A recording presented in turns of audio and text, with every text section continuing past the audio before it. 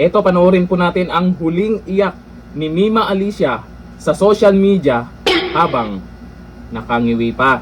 O sa mga kapwa vlogger niya dyan, yung kakampi niya dyan na nagsasabing Duterte na naman ang may kasalanan, nasaan kayo nung mga panahon na to? Itong video. I'm shaking.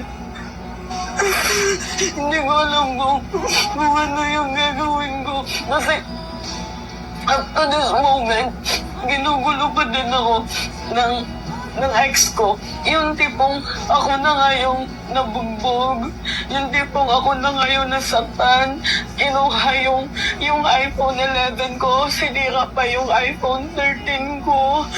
Tapos up to this moment, ginugulo niya pa din ako. Tapos dinadamay niya na yung mga kasamahan kong vloggers katulad ni Jake Magnus na hindi naman kasama sa issue. Gumagawa ng dump account para sirain ako. Tapos yung pinakamasakit dito, guys, yung scandal video niya na hindi naman ako yung nandoon pero hindi nadawit niya ako. Hindi ko alam kung ano yung reason niya kung bakit niya ginagawa lahat sa akin to. Pero ako maayos po ako nakipag-iwalay sa kanya. Tapos, okay, sige.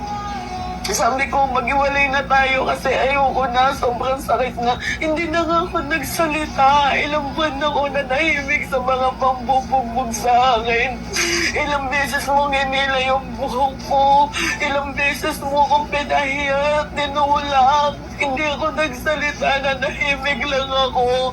Tapos malaman-laman ko na ang dami mo pinapakalat na fake news sa akin. Tapos gumagawa ka pa ng sandamakmak na dami account para sirain ako. Hindi mo ko tinitigilan, tinatanong ko, ano ba yung nagawa ko sa'yo? Ikaw na nga itong may atraso sa akin. Yung magulang mo, hindi pa ako binabayaran sa 325,000 ko. Tapos hanggang ngayon, hindi ka pa din tumitigil sa kakagawa ng dami account. And alam kong ikaw yan. Huwag mong i-deny, alam kong ikaw yan.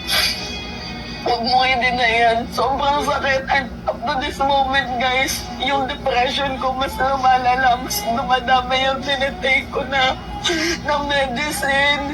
Kasi minsan may times na gusto ko na lang gitilin yung buhay ko dahil sa ginawa ng ex ko na dinadamay niya ako sa mga scandalous na video niya na kahit hindi naman ako.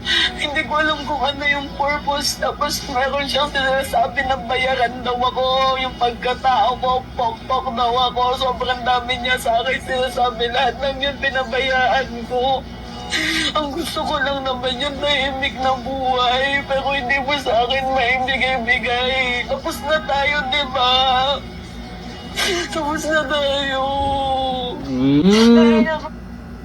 Ayan, nag-viral po sa social media din dati yan. Itong mga huli, yung mga video niya, hindi na nagba-viral.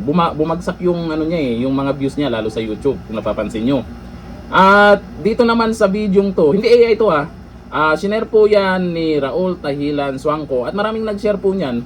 Malay daw, kasi sa mga nag-share, malay daw makatulong ito sa investigasyon. Kasi sa ngayon kasi, lumabas na naman yung Duterte sa mga post, sa mga kasamahan niyang mga vlogger. Kumbaga, dahil binabanatan daw yung mga Duterte. Paalala, hindi lang po Duterte ang binabanatan niya Netong huli, may mga bagong binanatan siya sa kabila.